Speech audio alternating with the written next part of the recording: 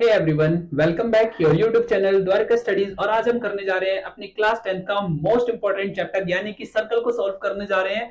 और इसकी एक्सरसाइज 10.2 को सॉल्व करेंगे क्योंकि वो बच्चों को काफी ज्यादा डिफिकल्ट भी लगती है। तो स्टार्ट करते हैं हम अपने क्वेश्चन नंबर फर्स्ट के साथ में। तो क्वेश्चन नंबर फर्स्ट कहता है from a point Q the length of tangent to a circle is 24 centimetre and the distance of Q from the centre is 25 centimetre. Find radius, यानी कि भाई हमें यहाँ पर एक सर्कल दिया है और उस सर्कल की एक टेंजेंट दी हुई है। टेंजेंट यानी कि जो उस सर्कल को एक लाइन टच कर रही होती है उसे यहाँ पर हम स्पर्श रेखा यानी कि क्या कहते हैं, टेंजेंट कहते हैं। क्लियर हो रहा है यहाँ पर।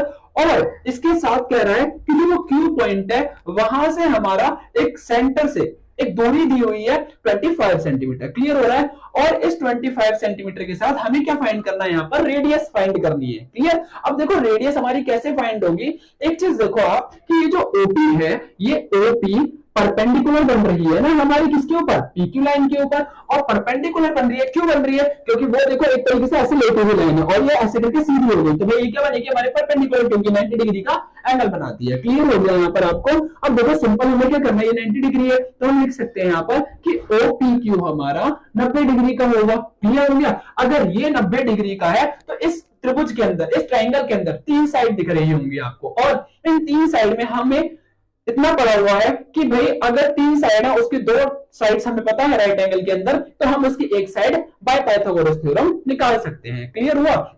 तो देखो इसे कैसे सॉल्व करेंगे, सिंपली कि भाई देखो हमें यहाँ पर तीन साइड है, क्या क्या है। अब देखो ये हमारी क्या होगी, ये सीधी जा रही है 90 डिग्री पे जो परपेंडिकुलर होगी, ये हमारी क्या होगी, पी होगी, ये बेस होगा और ये हमारा क्या होगा, हाइपोटेन्यूज होगी। यानी कि पाइथागोरस थ्योरम क्या होती है, h² equal to P square plus B square. तो h स्क्वायर हमारा क्या दिया हुआ है, OQ का स्क्वायर और इक्वल टू p कितना दिया हुआ है हमें, PQ का स्क्वायर और प्लस OP का स्क्वायर। ठीक है, वैल्यू पुट करते हैं। OQ हमारा कितना दिया हुआ है 25 सेंटीमीटर, तो भाई ये कितना लिखेंगे यहाँ पर 25 सेंटीमीटर इक्वल टू PQ कितना है हमारा 24 सेंटीमीटर। 24 सेंटीमीटर 24 का स्क्वायर हो गया और OP कितना है हमें निकालना है, यानी कि बेस हमें यहाँ पर निकालना है सिंपली, सॉरी प्लस आएगा यहाँ पर। ठीक है।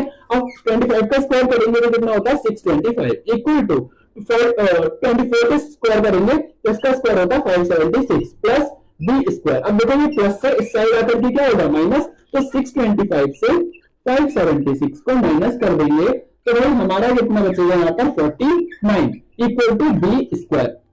सिंपली हमें क्या करना है, याद रखना हमेशा कि अगर इक्वल टू के दूसरी साइड किसी भी डिजिट के ऊपर अगर स्क्वायर है तो वो स्क्वायर दूसरी साइड जाकर के हमेशा रूट बन जाता है। यानी कि ये हमारा क्या होगा, रूट 49 इक्वल टू बी। और 49 किसका रूट होता है हमारा, 7 का रूट होता है। सो रेडियस की वैल्यू कितनी आ गई, so radius is 7 centimetre. Clear. यानी कि ये हमारा कितना हो गया, 7 सेंटीमीटर हो गया।